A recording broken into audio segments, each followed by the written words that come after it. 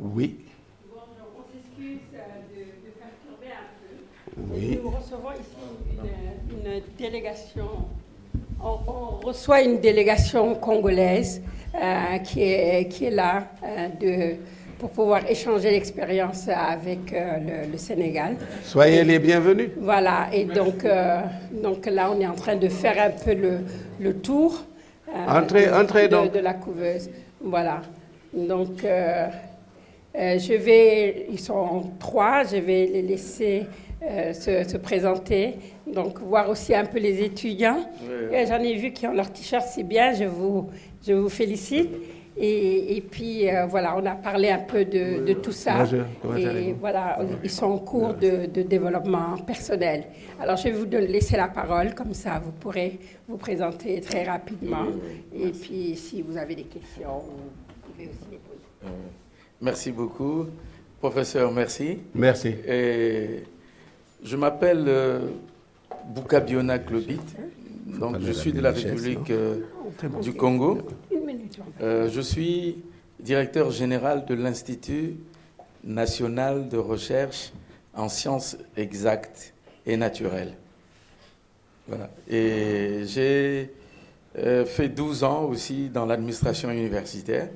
J'étais directeur des affaires académiques de l'université Mariam Gouabi à Brazzaville. Voilà. Et on a beaucoup travaillé ensemble sur ce qu'on appelle la stratégie, la STISA, la stratégie en sciences, technologies et innovation pour l'Afrique.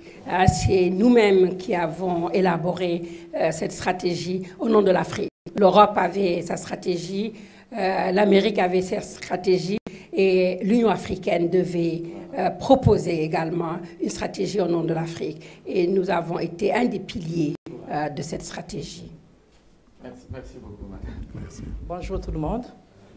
Je suis madame Guénoni Huguet.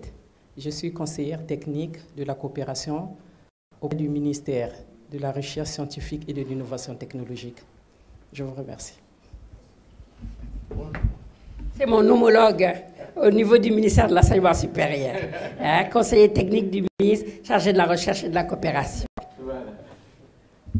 Bonjour, je suis François Xavier Matouko, je suis chercheur de profession et directeur scientifique de l'Institut national de la recherche agronomique au ministère de l'Enseignement, de la recherche scientifique et de l'innovation technologique. Excusez-moi, merci. Je suis très ravi. Alors tout ça, le jour où vous aurez besoin, par exemple, de partenaires au niveau du Congo, etc., et vous pouvez compter, je pense, sur ces personnes. Gabi, je vais te laisser te présenter aussi, avant qu'on ne monte rapidement pour voir le système de diffusion. Merci beaucoup. Bonjour, je suis Dr Nourou Diaby, je suis conseiller technique du ministre de l'Enseignement et de la Recherche du Sénégal. Merci. Babacar, tu ne t'es pas présenté, c'est bien. Non, chacun se présente. Bonjour, je suis Babacar Fall, conseiller en communication du ministre de l'Enseignement supérieur, de la Recherche et de l'Innovation du Sénégal. Merci. Voilà. Et vous voyez que le ministre de l'Enseignement supérieur communique beaucoup. À mon avis, des fois même trop. Hein? Voilà, c'est à cause de lui.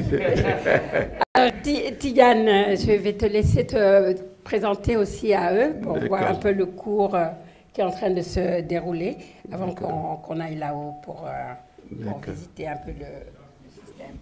Donc, moi, je dirige un cabinet qui est spécialisé dans l'appui à la création et au développement de PME.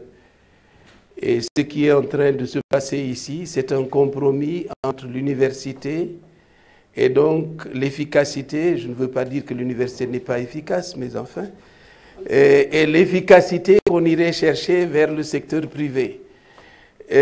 Parce qu'aujourd'hui, cette réalité, le Sénégal le vit, le Congo le vit, toute l'Afrique le vit, de ces diplômés de nos universités qui n'ont pas d'emploi et l'alternative de l'emploi non salarié. Comment faire en sorte pour démultiplier? Il y a une cinquantaine de personnes ici, il y a 450 qui suivent en ligne, ce qui veut dire qu'on est quand même en train de gagner en efficacité. Nous avons de brillants universitaires. Est-ce qu'il est possible au-delà d'un amphithéâtre, d'une salle, de faire en sorte que plusieurs centaines ou plusieurs milliers en bénéficient. Et ensuite, maintenant, une fois qu'ils sont dans la dynamique de l'entrepreneuriat, leur donner aussi des chances de donner vie à leur projet. Et donc, il y a toute une dynamique d'accompagnement et de partenariat avec le secteur privé, puisque c'est au secteur privé qu'il revient la fonction d'investir, de créer des emplois. C'est donc essayer justement, ce mal qu'on partage un peu partout dans nos pays, de voir comment l'alternative de l'emploi non salarié peut être une réponse. Donc, beaucoup d'entre vous ont parlé d'innovation, de recherche. Nous sommes en plein laboratoire, mais ça s'applique à des hommes. Et hein? Ils sont parfois rebelles, il faut leur rappeler la règle, mais aussi ils ont beaucoup d'ambition, ils sont pressés. Il faut peut-être prendre le temps aussi de créer une dynamique qui permette une mise à niveau pour tout le monde, puisqu'ils ont une diversité d'origine universitaire, de formation. Il y a nécessairement un creuset dans lequel tout le monde s'enrichit. Ça crée une dynamique de groupe parce que c'est ça l'entrepreneuriat. En tout cas, nous serions heureux de partager avec vous cette expérience. Soyez les bienvenus. Merci beaucoup. Merci, au revoir.